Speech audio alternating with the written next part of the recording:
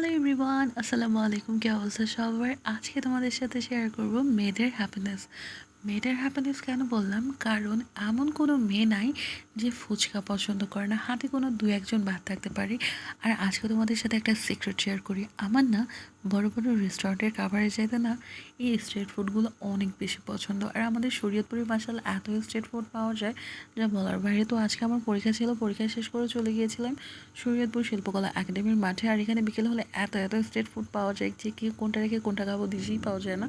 তো এই ফুচকাটা এত বেশি মজা, এটা পাবা নতুন হসপিটালের একদম গেটের কাছে। আর এই মামাটার ভেলপুরি তো এক কথায় অসাধারণ। আমি যখনই শিল্পকলা মাঠে যাই তখনই অবশ্যই এই নাগামরিচগুলো দিয়ে এই ভেলপুরিটা ট্রাই করি। এটা পাবো শরীয়তপুর পার্কের একদম গেটের কাছে। আর এরপরে ট্রাই করেছিলাম ইয়ামি এক্সপ্রেসে এই ইয়ামি স্টিম মোমো, এত বেশি জুসি, 120 টাকা রেখেছিল। আর এই জাদুর কিচেনের বারবিকিউ মিট বক্সটা এক কথায় অসাধারণ। তো আজকের মতো টাটা।